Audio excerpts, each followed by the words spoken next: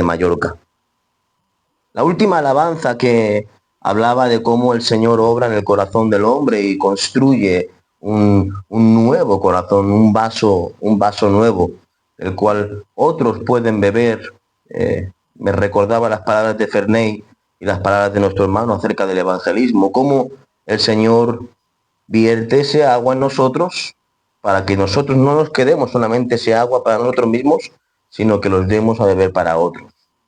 Y las palabras, la reflexión sobre la Santa Cena que hacía vuestro pastor, hermano José Luis, ha sido muy edificante para mí. De verdad que he venido a predicar, pero entre ustedes ya me han predicado a mí y ya me siento edificado. Ha sido una reflexión en la cual el Señor te ha usado para edificar mi vida, hermano, y a tu iglesia, la iglesia al cual el Señor te ha puesto como pastor.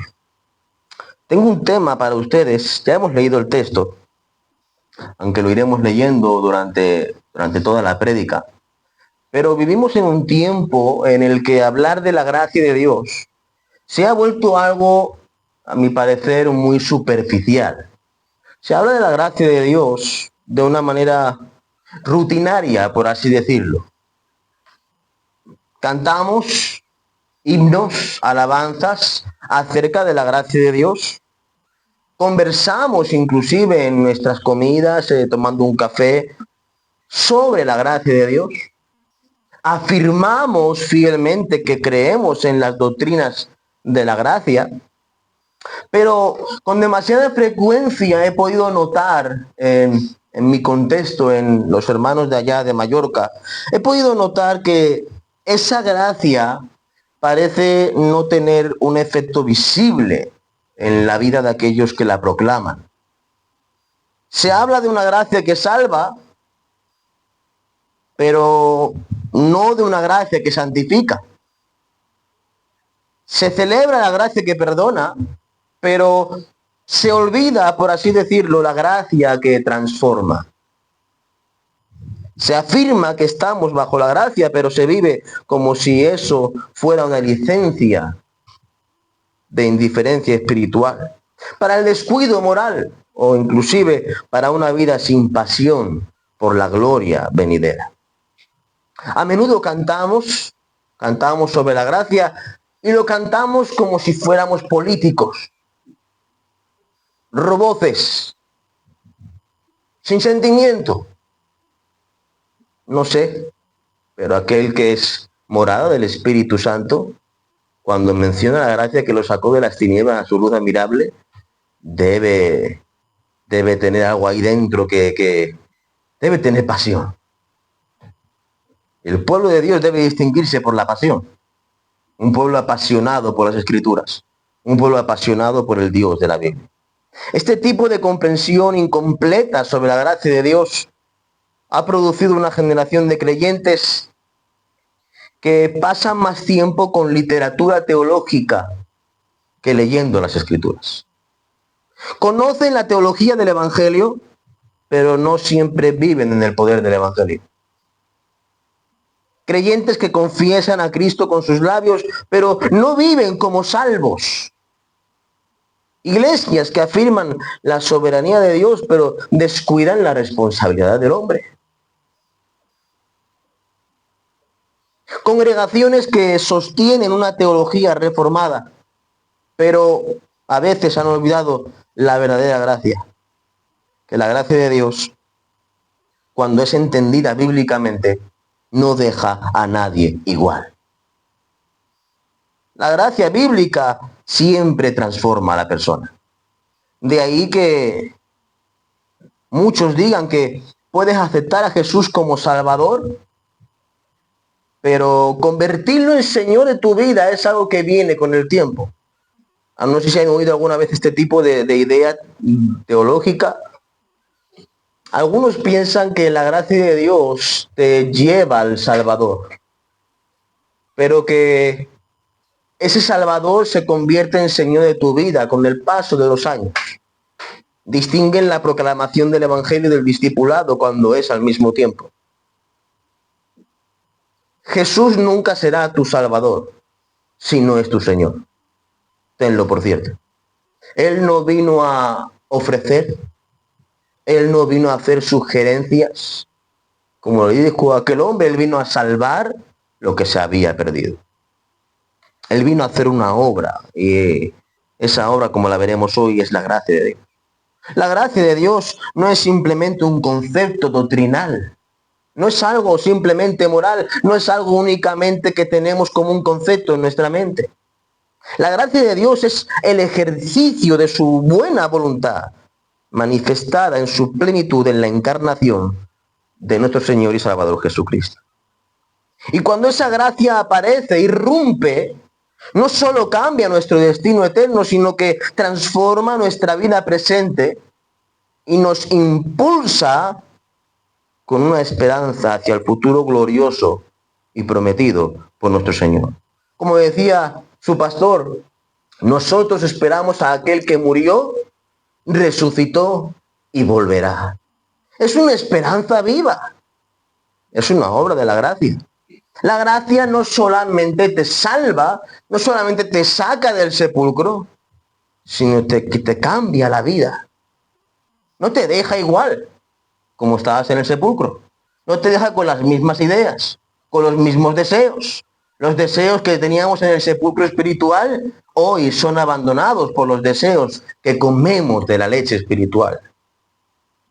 La gracia no solamente se queda al principio, no se queda a la mitad, sino que permanece porque aquel que comenzó la buena obra la terminará. Y esa obra no es una obra que comienza con gracia, permanece con obras y concluye con fe y obras. La obra que el Señor ha hecho en nosotros comienza por su gracia, continúa por su gracia y termina por su gracia. El pasaje que vamos a leer es uno de los más ricos de todo el Nuevo Testamento. En apenas 4 versículos el apóstol Pablo le describe a Tito, un pastor joven en medio de una iglesia que necesitaba la corrección y la dirección, y le muestra que la gracia de Dios lo abarca todo. Nos salva, nos santifica y nos preserva en esperanza. Este texto corrige cualquier idea parcial o superficial que podamos tener sobre la gracia de Dios. Aquí veremos que la verdadera gracia, la gracia de las Escrituras, la cual se revela en la encarnación de Jesucristo, es poderosa, es eficaz para salvar a alguien por completo. Les invito a leer nuevamente Tito capítulo 2, versículo 11 en esta ocasión al versículo 14. Aquí vamos a centrar el mensaje de hoy. La palabra inspirada por el Espíritu Santo dice así: porque la gracia de Dios se ha manifestado para salvación a todos los hombres, enseñándonos que, renunciando a la impiedad y a los deseos mundanos, vivamos en este siglo sobria, justa y piadosamente, aguardando la esperanza bienaventurada y la manifestación gloriosa de nuestro gran Dios y Salvador Jesucristo, quien se dio a sí mismo por nosotros para redimirnos de toda iniquidad y purificar para sí un pueblo propio, celoso de buenas obras. El apóstol Pablo escribe esta carta al joven Tito, a quien había dejado en la isla de Creta con una misión pastoral muy importante, muy específica: poner la iglesia en orden por medio de la sana doctrina. La iglesia en Creta estaba rodeada de una cultura profundamente corrupta, conocida por su mentira, su desobediencia, su sensualidad y su impiedad. Y en este contexto difícil, Pablo no le pide a Tito que inicie campañas sociales. Pablo no le pide a Tito ni que reforme la moralidad de la isla mediante estrategias humanas. Pablo le pide a Tito que predique la palabra de Dios, la sana doctrina. No sé cuál es específicamente la situación de la iglesia en la isla de Ibiza, pero el medio de la transformación sigue siendo el mismo. No en superteólogos, no en eruditos, sino en la sana doctrina. Sana doctrina. Únicamente el medio que Dios va a usar para transformar cualquier iglesia, no solamente en el momento en el que le da vida eterna, la salva para siempre, sino en ese proceso de transformación, de santificación, es su santa palabra. Hay muchos medios utilizados hoy en día por distintos pastores de distintas iglesias, pero el medio que Dios usa, ese medio eficaz, es la sana doctrina. Y eso es lo que Pablo le está haciendo saber a Tito en nuestro contexto, en el capítulo 2. Desde el primer capítulo, Pablo une inseparablemente la fe y el carácter piadoso. En el versículo 1, él expresa del capítulo 1, la verdad que es según la piedad. En el capítulo 2 le instruye a enseñar lo que está de acuerdo con la sana doctrina, a diferencia de los falsos maestros. El pastor sano, el pastor que realmente es siervo de Jesucristo, ese pastor se complace en predicar la sana doctrina. Y a diferencia de esos, Tito es exhortado a predicar la sana doctrina y animar a cada grupo de la iglesia, los ancianos, las ancianas, los jóvenes, los siervos, a vivir de una manera piadosa como resultado de haber recibido la sana doctrina. Lo que Pablo le estaba diciendo a Tito, nadie va a vivir en santidad si antes no tiene sana doctrina. E indudablemente la sana doctrina produce como resultado una vida piadosa. Nadie que reciba la sana doctrina en su corazón se queda igual. La sana doctrina no solamente produce un corazón nuevo, sino pies que caminan por el camino de Jesucristo. El camino angosto, el camino estrecho, difícil. Pablo no solo ordena qué es lo que debemos enseñar o cómo debemos vivir. Ahora en nuestro texto, el versículo 11 al 14, muestra la base doctrinal del por qué. ¿Por qué vivir así? Mis amados hermanos, ¿por qué los ancianos ya tienen una edad? ¿Para qué insistir en la sana doctrina con ellos? Llevan muchos años en el Evangelio. Esos ancianos necesitan la sana doctrina. Las ancianas también. Mis amados hermanos, ¿por qué las ancianas necesitan la sana doctrina si ellas no son pastoras? Pablo dice que también necesitan la sana doctrina. ¿Y los jóvenes? ¿Qué necesitan los jóvenes? Actividades. Cine. Burger King. Yo sí necesito el burger. Pablo dice que inclusive los jóvenes y los siervos necesitan la sana doctrina. Y eso va a producir una vida santa. Pero aquí va a expresar Pablo con qué poder vamos a vivir esa vida. ¿Por qué vivir así? Y la respuesta que Pablo establece como fundamento de una vida piadosa es que la gracia de Dios se ha manifestado. Aquí encontramos el corazón del Evangelio. No solo salvación pasada, sino la transformación presente y la esperanza futura. La gracia no es únicamente la puerta a la vida eterna, es también el alimento que la sostiene y la motivación correcta que produce una esperanza viva sobre el regreso de Jesucristo. Por eso el mensaje de esta mañana lleva como título, se manifestó la gracia. Y esta es la verdad que yo quiero que ustedes tengan en mente al salir de este sitio.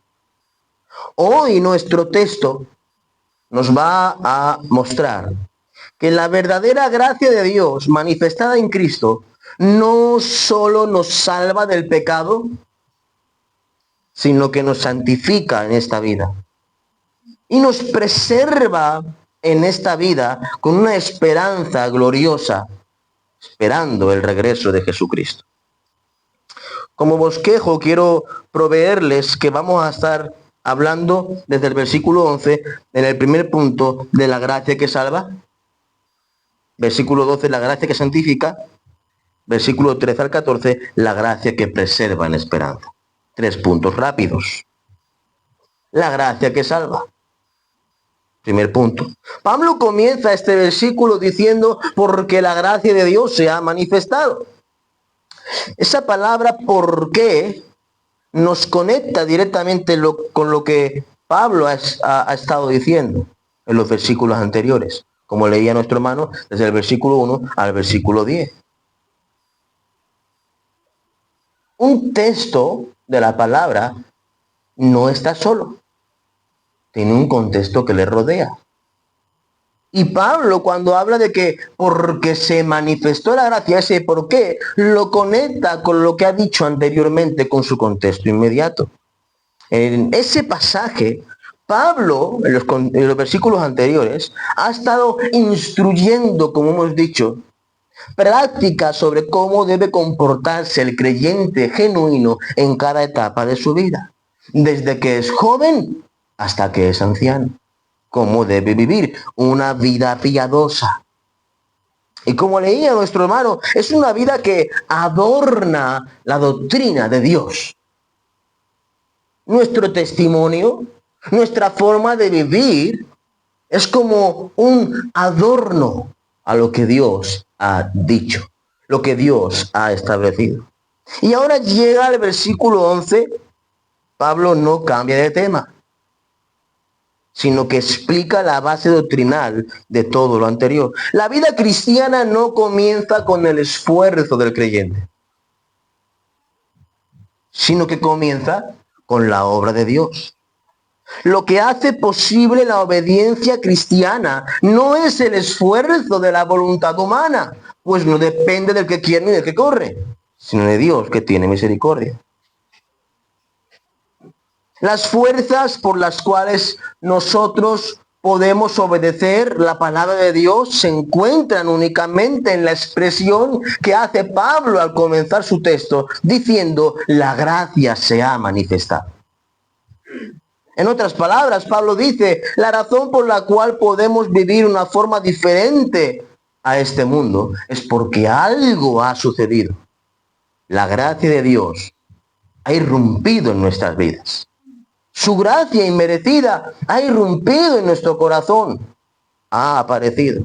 Esa es la base, el fundamento, el motor de todo lo demás.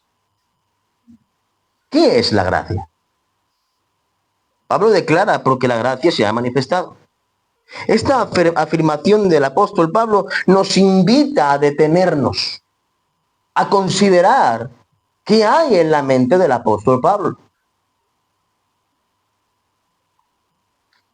La Biblia habla de la gracia de Dios en distintas maneras.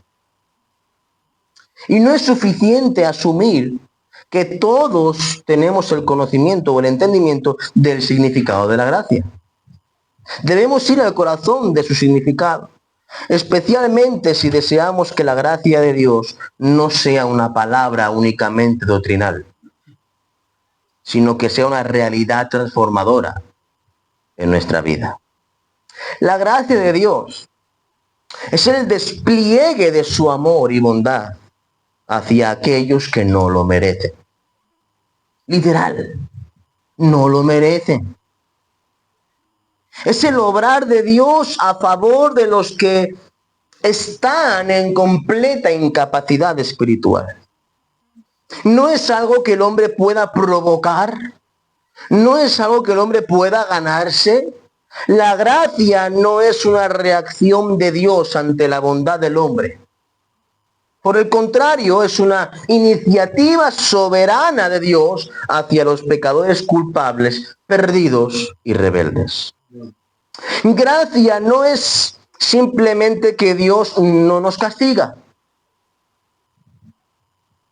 La gracia va mucho más allá de librar al pecador del castigo eterno. La gracia va mucho más allá. Cuando Pablo habla aquí de que la gracia se ha manifestado, está hablando de que algo irrumpió en la historia humana. Y cuando irrumpió ese algo, lo hizo de forma clara, de forma evidente, dejando marca, dejando señal. El verbo que usa al decir se ha manifestado sugiere una intervención poderosa y visible. Esta manifestación, esta intervención tiene lugar en la encarnación del Hijo de Dios, nuestro Señor Jesucristo.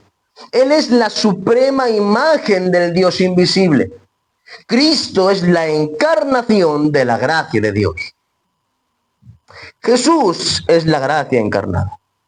Toda la bondad, la comprensión, la generosidad y la misericordia de Dios hacia los pecadores brilló completamente en la vida incomparable, en su muerte y resurrección de Jesucristo.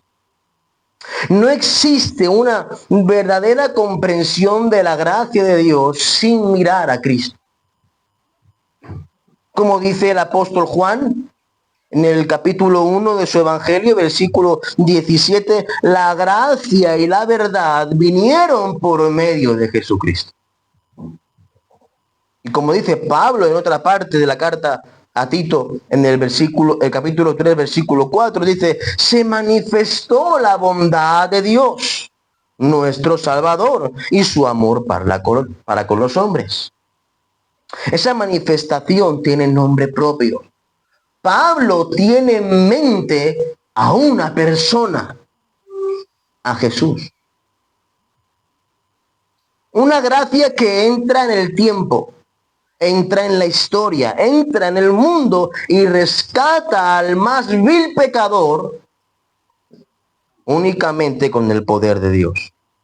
Y eso nos lleva a una pregunta: ¿cuál es el propósito de esa gracia? ¿Cuál es la naturaleza de esa gracia? ¿Para qué apareció? El porqué de la encarnación de Cristo. Se ha manifestado, dice el texto, para salvación. Pablo dice que la gracia de Dios se ha manifestado para salvación. La pregunta es, ¿qué es esta salvación que Pablo menciona? ¿De qué salvación está hablando el apóstol? Cuando uno recorre la Biblia, se encuentra con que la palabra salvación no siempre se refiere a lo mismo. En algunos textos se habla de la salvación como liberación de un peligro físico, como cuando Dios salvó a Israel de Faraón, o cuando Dios salvó a Daniel del foso de los leones. En otros casos, la palabra salvación se refiere a sanidad, como en los evangelios una y otra vez decía Jesucristo, tu fe te ha salvado, y tiene implicaciones a la sanidad física. Y en muchos otros textos, salvación se refiere al rescate espiritual del pecado. Es decir, un nuevo corazón. Incluso dentro de esa salvación espiritual, la Biblia usa el término en distintos tiempos. A veces se habla de la salvación bajo el término de la justificación. Es decir, la salvación de la culpa y la pena del pecado. Esto sucede en el momento en que uno cree en Jesucristo como Señor y Salvador de su vida. En otras ocasiones se habla de la salvación bajo la palabra o el término santificación, que es el proceso presente por el cual el creyente es salvado del poder del pecado, aprendiendo a vivir en obediencia. Pero también se habla de la salvación bajo el término de glorificación, la salvación futura, cuando seamos completamente librados de toda presencia e influencia del pecado. Será cuando el Señor regrese. Pero aquí en Tito capítulo 2 versículo 11, Pablo está haciendo referencia con claridad a la justificación. ese aspecto de la salvación pasada cuando creímos en Cristo como Señor y Salvador de nuestra vida. La gracia de Dios se ha manifestado para traernos la salvación del castigo eterno, la salvación de nuestra culpa delante de Dios. Y esa salvación es una declaración legal de parte de Dios. Cuando justifica al pecador, lo declara justo. Y aunque es culpable, es un misterio, pero resulta que otro ha ocupado su lugar. Por lo cual, aquel que ha sido justificado no es que solamente quede inocente, como Adán antes de pecar, sino que queda declarado justo. Y esto es importante. Esta es la buena noticia del Evangelio. La gracia que justifica. Dios, siendo justo y santo, no puede pasar por alto el pecado. Pero en su amor y misericordia envió a su Hijo, quien vivió la vida perfecta que ni usted ni yo podíamos vivir, cumpliendo cada mandamiento, cada ley. Luego él en la cruz tomó sobre sí nuestro pecado, cargó nuestra culpa, soportó la ira de Dios, ocupó nuestro lugar, pagó cada uno de nuestros pecados completamente. En otras palabras, Cristo murió por nosotros. Fue tratado como si Él hubiese cometido cada uno de nuestros pecados, para que así nosotros seamos tratados como si fuésemos vivido la vida que Él vivió. Ahí está la gloria del Evangelio. Cuando Dios te ve, ve esa vida de Jesucristo. Es un intercambio. Nuestra desobediencia pasó a la cuenta de Cristo, pero su obediencia pasó a nuestra cuenta. Esa es la esencia de la justificación. El pecador no solamente queda limpio, sino que se ha vestido con la justicia perfecta de Cristo. ¿Recuerdan la parábola de el hijo pródigo? El hijo queda inocente por cuanto el padre lo perdona. Pero el padre no solamente lo perdona, le cambia las vestiduras.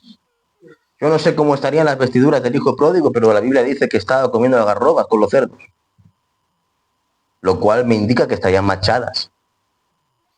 No sé cómo estaría el calzado del hijo pródigo, pero la Biblia dice que vino descalzo. ¿Y qué hizo Dios? ¿Qué hizo el padre de la parábola? Lo perdonó, porque el hijo viene pidiendo perdón. Sabe que ha ofendido. Pero el padre no solamente le perdona, no solamente le abraza y lo trata como inocente. Le pone nuevas ropas, le pone un nuevo calzado y no lo pone con los siervos. Lo sienta en la mesa. Pone comida para que su hijo coma con él. Eso es lo que es la justificación. Y ahora viene la pregunta, ¿cómo se recibe esa justificación? Pablo responde implícitamente por gracia. Su gracia se manifestó. No es por obras, no es por religiosidad, no es por esfuerzo humano, ni siquiera por lágrimas. Tampoco es por promesas. Es únicamente por gracia.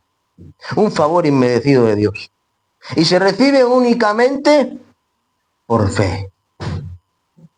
Cuando una persona cree sinceramente en Jesucristo, Dios la declara justa, una vez y para siempre.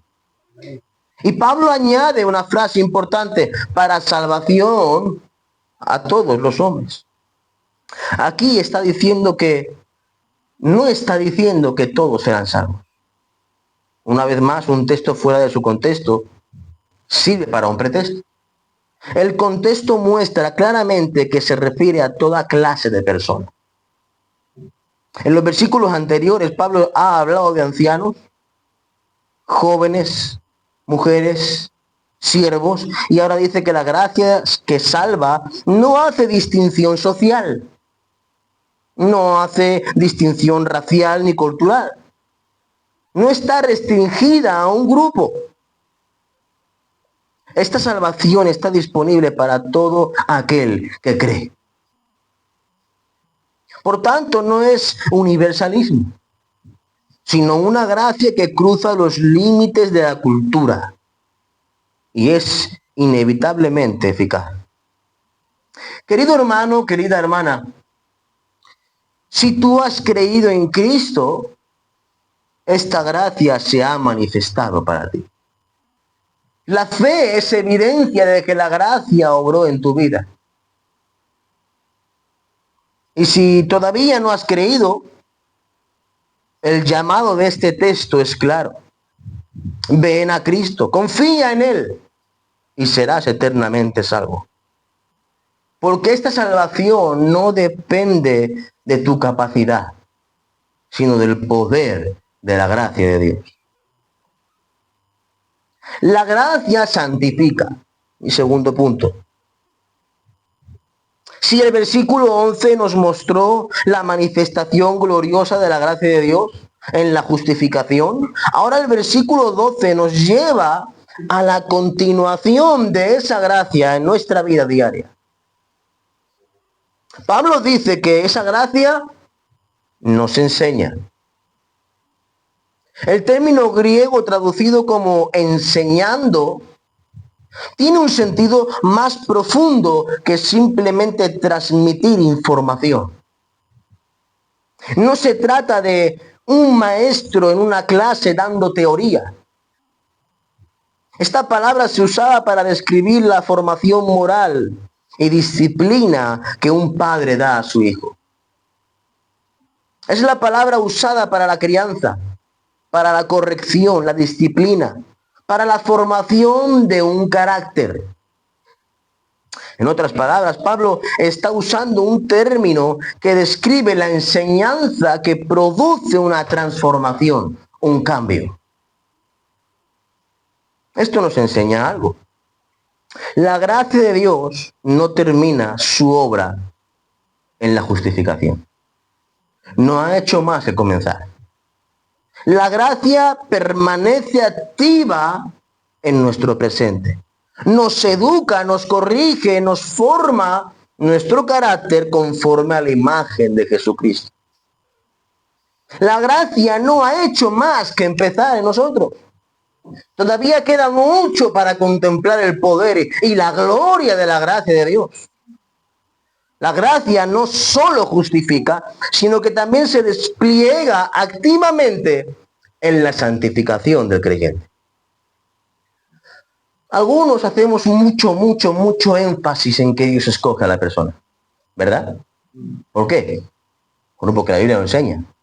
Dios escoge a la persona. Y Dios no escoge a la persona porque prevé en el futuro, porque abre el pasadizo del tiempo y observa que tú vas a creer. No. La Biblia enseña que Dios te escoge porque sí, punto. Es incondicional. No está basado en tus buenas obras futuras, en tu fe futura, está basado únicamente en el beneplácito de Dios, en su buen consejo. Ahora bien, eso lo podemos observar en el capítulo 8, versículo 29 de Romanos. Pero cuando Dios escoge, no te deja igual. Tiene un propósito la elección de Dios. Él dice que fuimos escogidos, predestinados. ¿Pero por qué? ¿Predestinados con qué propósito? ¿Predestinados para ser salvo y ya y vivir como yo quiera? Porque a los que antes conoció, hablando de la elección incondicional, también los predestinó y tiene un propósito, para que fuesen hechos conformes a la imagen de su Hijo, para que Él sea el primogénito entre muchos hermanos. La gracia por la cual Dios te escoge no solamente se queda ahí, sino que se despliega su poder en la santificación del creyente. Nos salvó, sí, pero ahora nos transforma. Nos rescató de la culpa del pecado, sí, pero ahora nos guía para vivir una vida santa en el presente. Y aquí es donde debemos corregir algunas ideas erradas. Hay quienes creen que la gracia de Dios es una especie de licencia para vivir como queramos. Algunos incluso piensan, como ya soy salvo por gracia, no importa cómo viva. En Romanos capítulo 3, versículo 8, Pablo se encuentra debatiendo con aquellos que calumnian la gracia de Dios y dicen, se nos calumnia y como algunos cuya condenación es justa, afirman que nosotros decimos, cuidado, esto es lo que la gente piensa, la gente incrédula cuya condenación es justa, piensan que nosotros decimos, porque aquí dice, afirman que nosotros decimos, hagamos males para que vengan bienes. Es sin duda una desviación de lo que la Biblia enseña. De hecho, Pablo en Romanos 6.1 dice, ¿qué pues diremos? ¿Perseveraremos en el pecado para que la gracia abunde? En ninguna manera. Esta expresión en ninguna manera es la expresión más radical que existe en el griego para decir imposible. No. Porque los que hemos muerto al pecado, ¿cómo viviremos en él? Es imposible. La gracia no te deja igual. La verdadera gracia revelada en nuestro texto no nos deja como estábamos sucios. Nos levanta, nos limpia, nos cambia, nos transforma.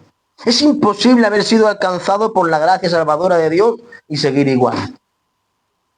Por eso podemos afirmar que la gracia que justifica es la misma gracia que santifica. Y si esa gracia no está santificando, debemos examinar si hemos sido justificados. Si la gracia no se está viendo en mi presente, es que posiblemente la gracia del pasado no fuese la bíblica, no fuese real. Y debemos examinarlo.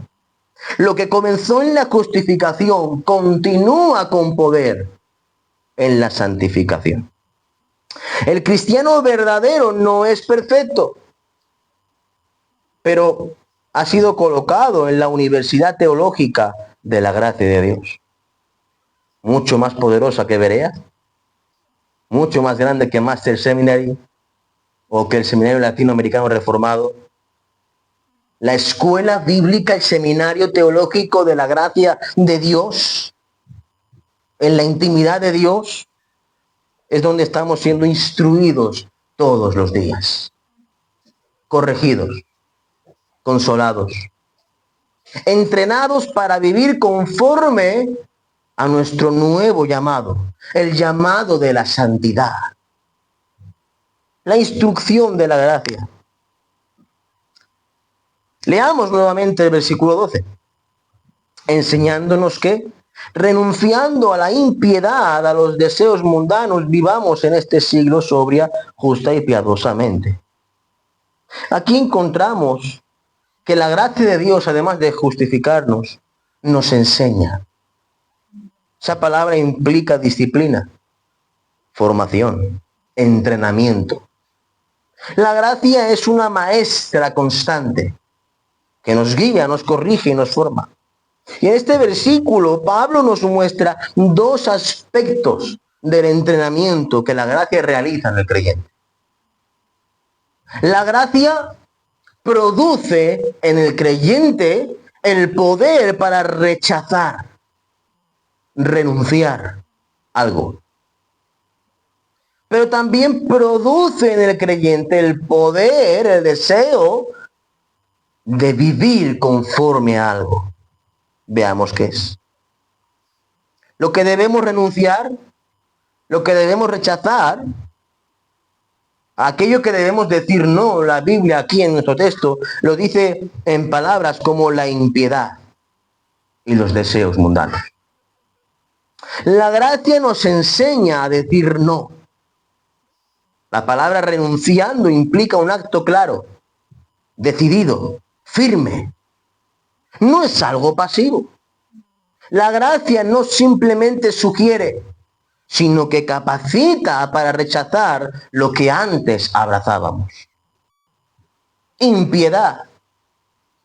Impiedad es toda forma de vivir sin reverencia a Dios. No solo se trata de inmoralidad, sino de un corazón que no toma a Dios en cuenta. Muchas ocasiones son las que el creyente peca de impiedad. Cuando no tenemos en cuenta a Dios para tomar una decisión, estamos actuando como incrédulos, como ateos. Tenemos que tomar una decisión, hacer un viaje. Si no tomas en cuenta a Dios, estás comportándote como un ateo. Tenemos que tomar una decisión sobre un trabajo. Aquí gano mucho más, allá gano un poco menos. Pero ¿cuál es la voluntad del Señor? Quizá aquí gano un poquito menos, pero puedo ir a la iglesia. Aquí gano un poquito más, pero me quitan los domingos. ¿Cuál será la voluntad de Dios? Vamos a orar. Deseos mundanos. Estas son las pasiones que caracterizan a este mundo caído. Es lo que podemos observar.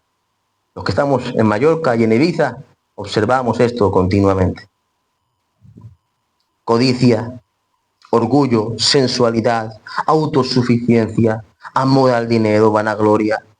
Son deseos que excluyen a Dios de su trono y ponen al hombre y su necesidad, su pasión en el trono. La gracia de Dios no solo perdona el pecado, sino que nos libra del dominio del pecado. Mis amados hermanos, la distinción entre el creyente genuino y el incrédulo no es el pecado. Todos pecamos. Pecamos los cristianos y pecan los incrédulos.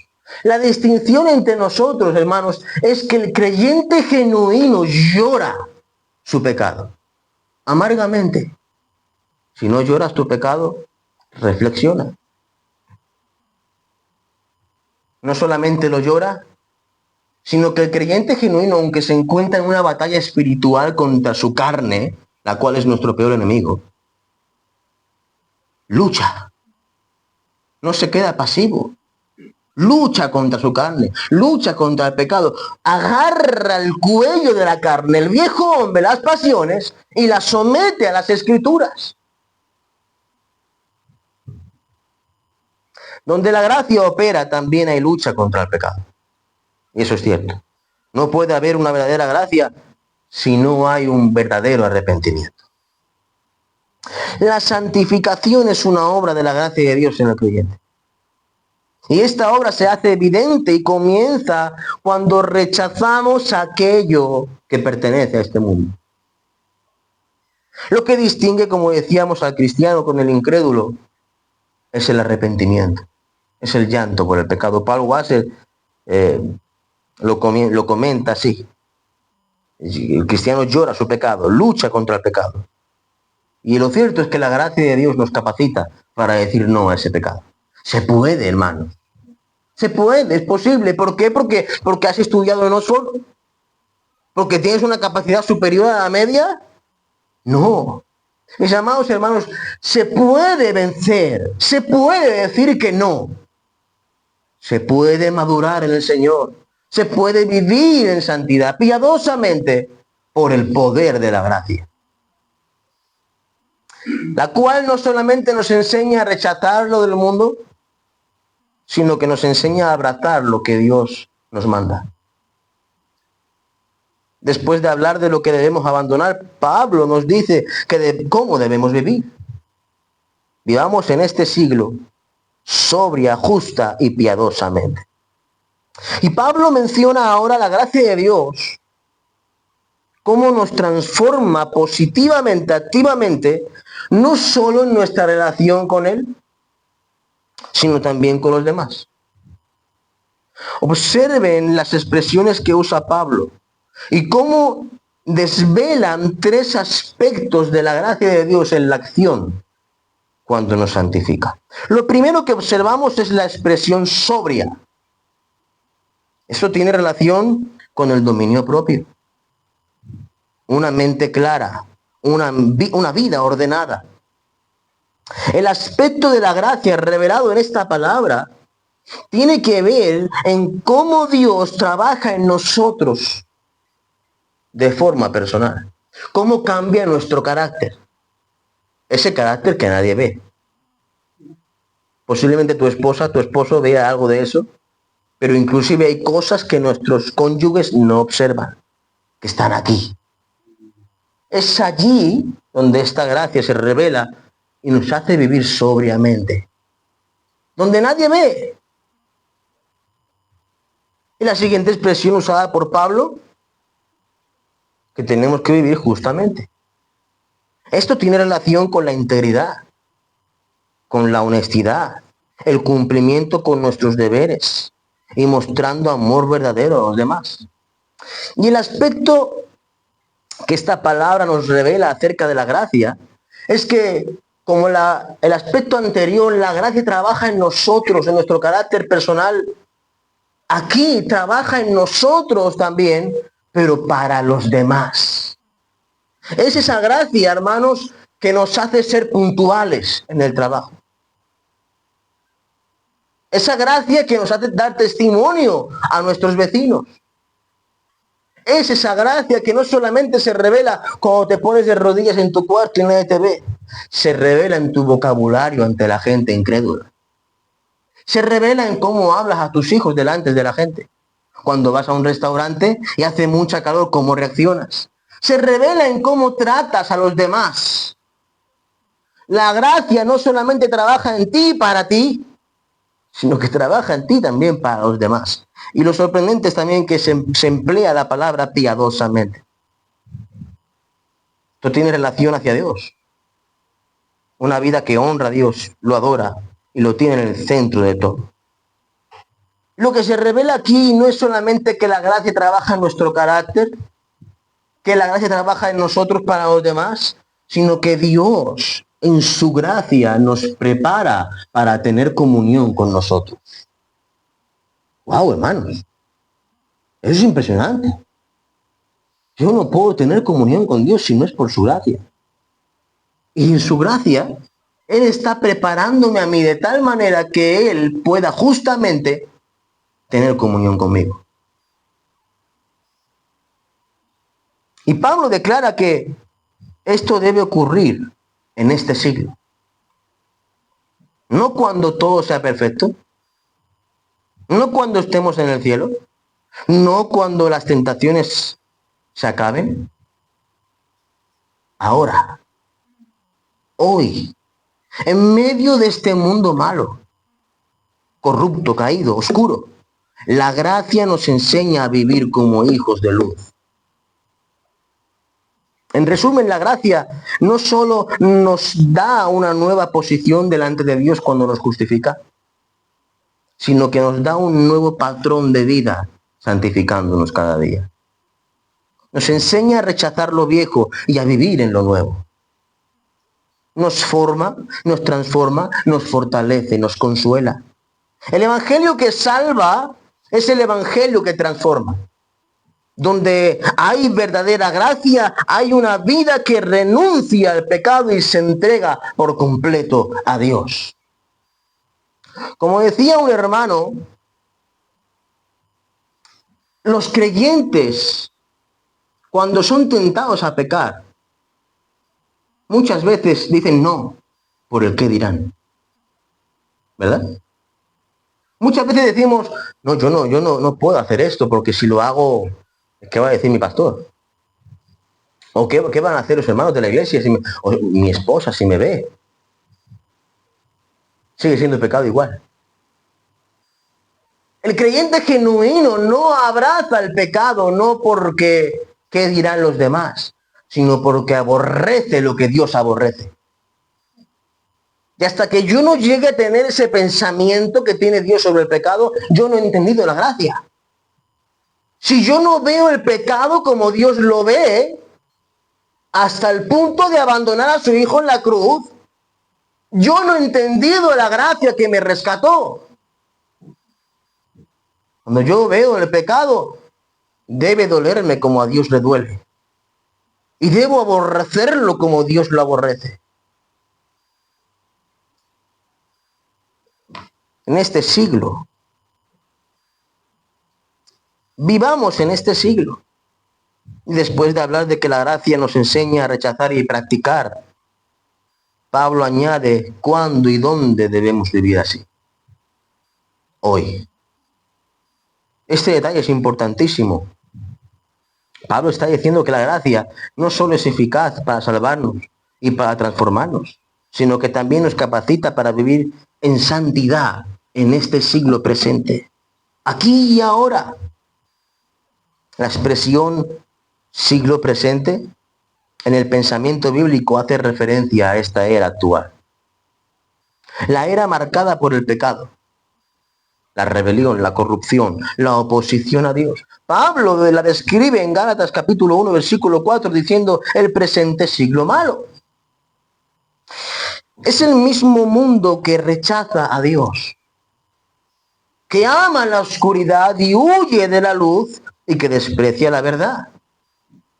Y es en medio de ese mundo, en medio de este siglo, que el creyente es llamado a vivir una vida diferente. Dios no nos ha sacado todavía del mundo, pero nos ha sacado del dominio del presente siglo malo. La gracia no nos aparta del siglo presente, sino que nos transforma dentro de él. Aquí hay una verdad poderosa y práctica. La gracia de Dios no nos llama a huir del mundo, sino a vivir santamente. Cristo oró en el Evangelio de Juan 17:15, no ruego que los quites del mundo, sino que los guardes del mal. La vida cristiana no es una vida escondida, aislada, retirada en un monte. Es una vida transformada por la gracia que brilla en medio de las tinieblas. Esto es fundamental. Iglesia amada, ¿quién no siente que a veces es difícil vivir para Dios en un mundo como este? Los jóvenes, por ejemplo. ¿Quién no ha sido tentado a pensar que las presiones son demasiadas, que las tentaciones son demasiado fuertes, que la cultura es demasiado hostil? Pero aquí está la esperanza. La gracia de Dios no solo te salva, no solo te santifica, no solo te sostiene, no solo te enseña y te capacita, sino que lo hace en este siglo presente. Si la gracia de Dios actuara solamente cuando el hombre llega al cielo, no se vería ese poder glorioso. La gracia es un milagro. La gracia es gloriosamente el despliegue del poder de Dios, porque no se manifiesta cuando todo es perfecto, sino cuando el mundo es un caos. Cuando no hay solución, cuando no va mejor, sino que va peor. Dios nos dice, yo te estoy preparando para que seas luz en este mundo caído de tinieblas. Y la gracia es suficiente para eso. Pablo dice que debemos vivir así en este siglo presente, no en el cielo, no en un monasterio, no en una sociedad perfecta, en este siglo, donde hay tentaciones, luchas, sufrimientos, caídas, oposiciones. Pero es precisamente aquí donde la gracia de Dios se manifiesta. ¿Cuándo más brilla? Cuando el cristiano dice no al pecado y sí a la verdad. La gracia no te abandona después de salvarte. La gracia camina contigo. Te corrige, te fortalece, te levanta. Cuando estás en el trabajo, con tus familiares, en los desafíos de la vida, cuando te encuentras en pruebas, en debilidades, la gracia está contigo. Esta es una gran exhortación para todos los creyentes. No pongamos excusa para vivir en santidad. No pensemos que la época es demasiado difícil. No digamos, es que no puedo. Si has sido salvo por la gracia de Dios, esa misma gracia te va a capacitar. Reconoce que no puedes vivir así, pero que su gracia te va a dar ese poder para vivir así.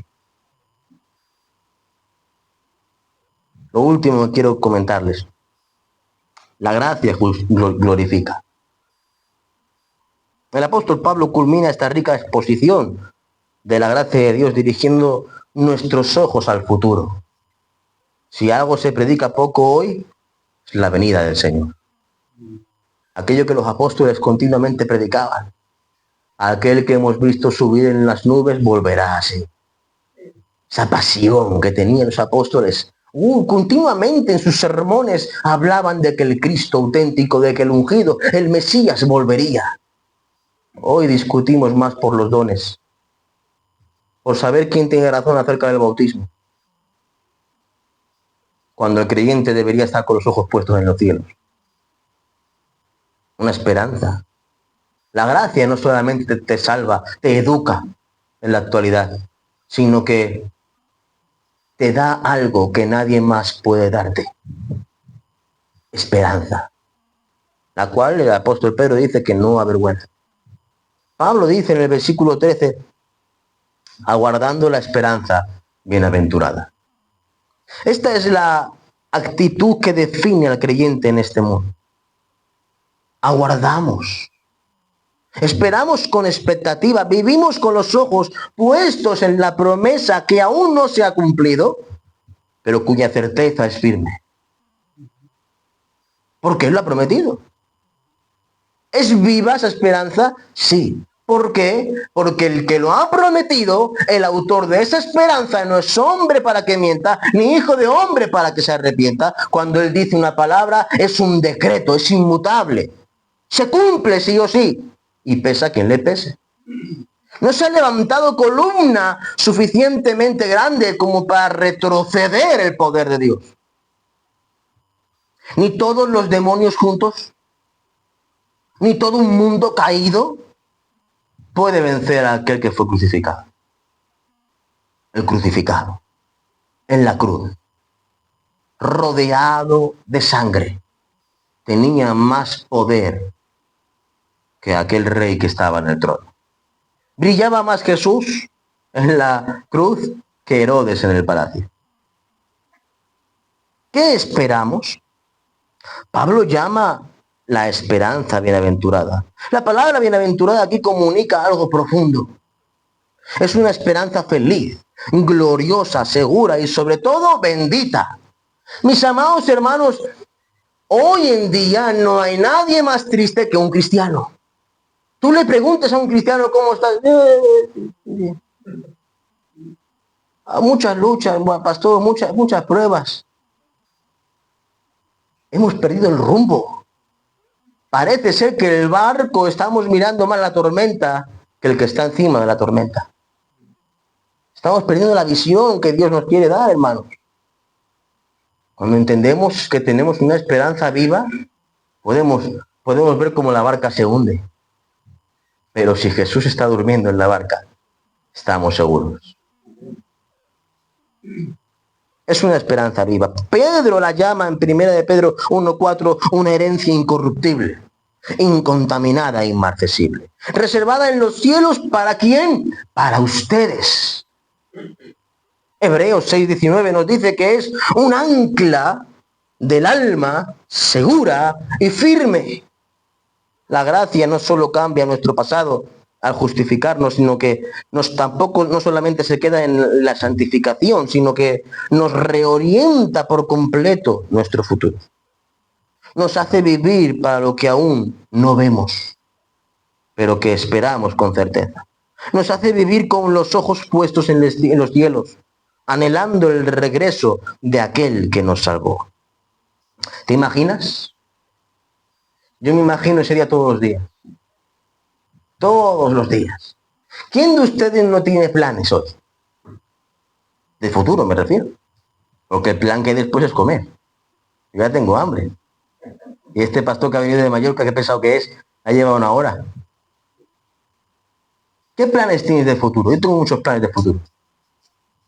Y todos esos planes se van a la basura si Cristo viene hoy. Como Pablo decía, todo lo tengo por basura, con tal de ganar a Jesucristo. Si Cristo viniera hoy, ¿te sentirías frustrado con tus planes?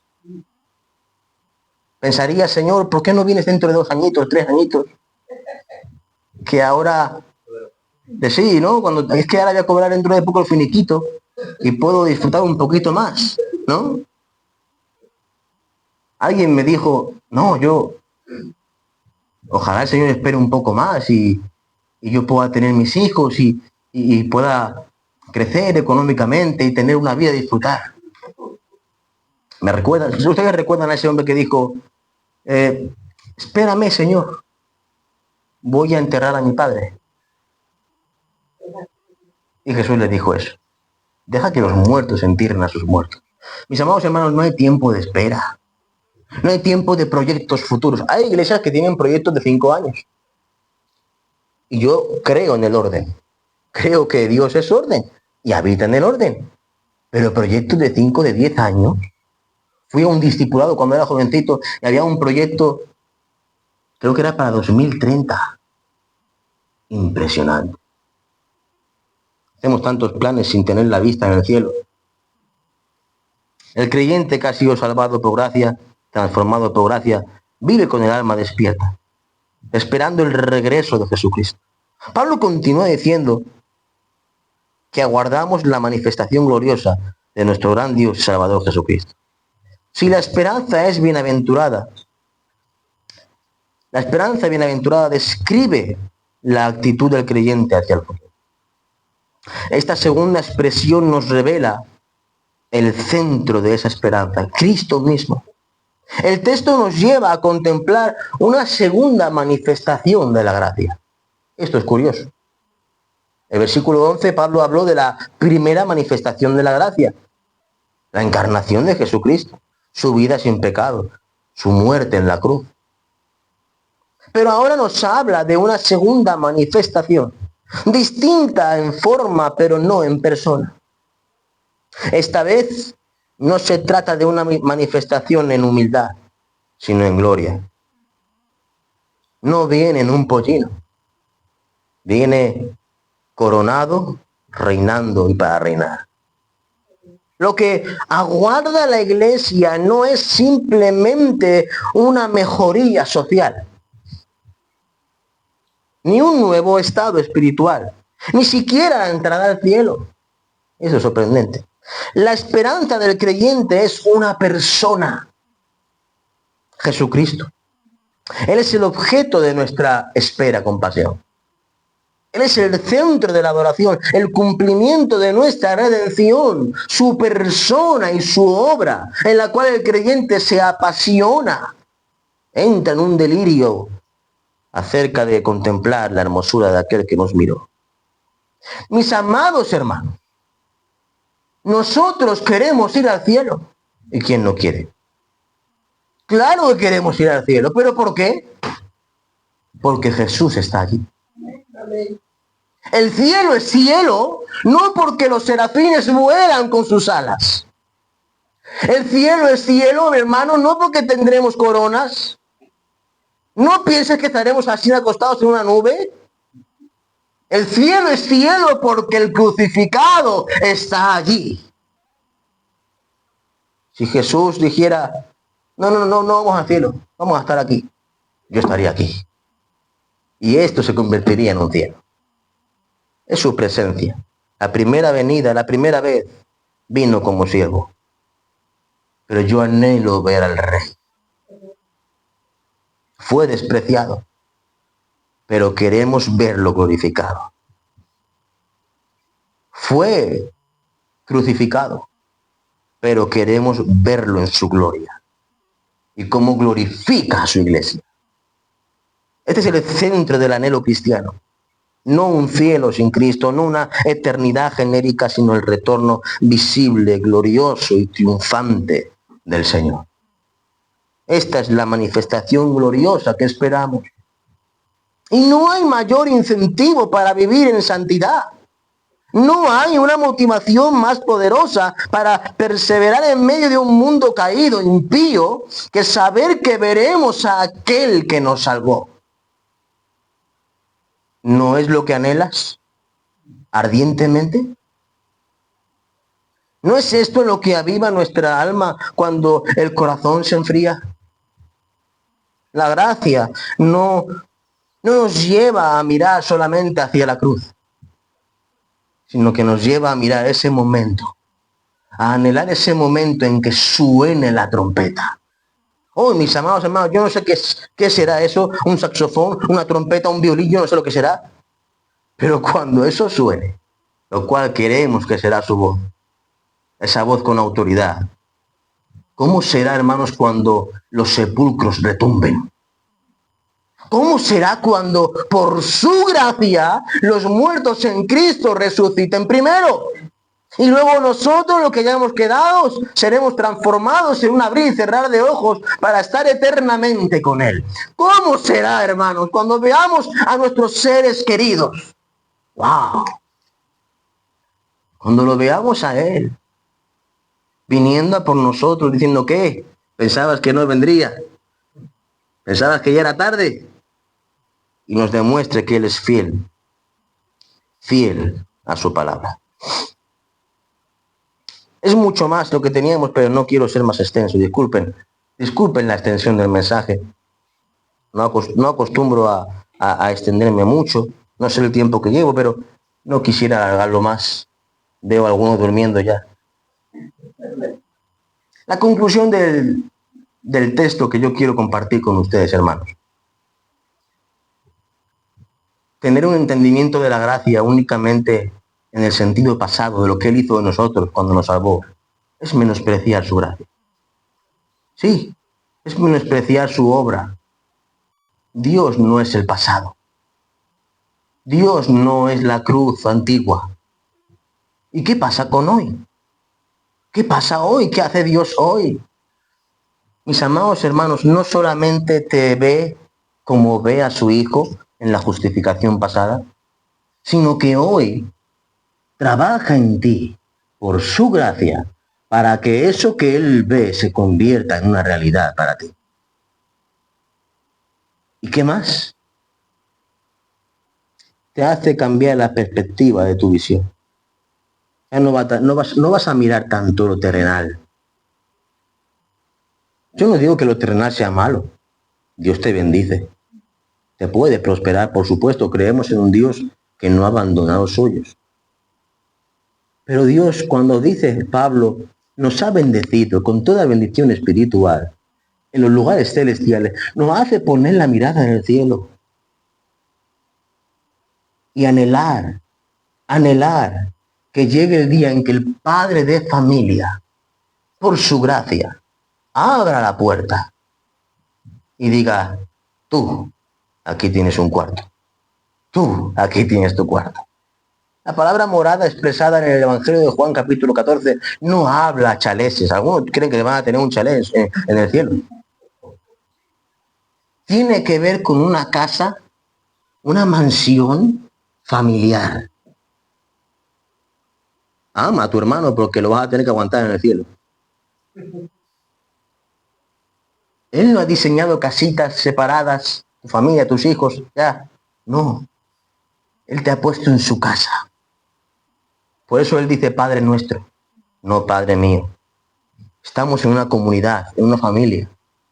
Él nos enseña que su gracia nos salvó, pero nos sigue salvando y provoca en nosotros una esperanza bienaventurada, la cual tendrá cumplimiento cuando veamos la gloria del Hijo manifestado con poder y glorificado. Señor, yo soy limitado, torpe, inexperto. No tengo la capacidad, la expresión suficiente como para transformar a nadie aquí. Solo puedo llegar a los oídos, Señor. Pero confío tanto en ti. Confío en que tú predicas mejor que yo. Que tu Santo Espíritu convence mejor que yo. Y te ruego, Señor, que en esta mañana, donde yo no he podido llegar, llegue la semilla de tu palabra. Que produzca fruto, fruto abundante, Señor. Recuérdanos cada día, por favor, te lo pido, en el nombre de Jesús. Que nos recuerdes que fue tu gracia la que nos salvó. Que es tu gracia la que continúa salvándonos. Y que es tu gracia la que preserva al creyente en esperanza viva.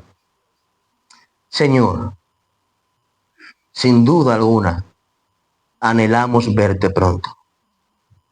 Queremos verte ya, Señor. A menudo la espera se hace larga, se hace difícil, pero sabemos que tú eres fiel a tu palabra. No desconfiamos de ti, Señor. Sabemos en quién hemos creído. En esta mañana, Señor, hasta que tú vengas, enséñanos a vivir en santidad por tu gracia y ser luz a este mundo en tinieblas, para que tu iglesia sea edificada y tu nombre sea glorificado.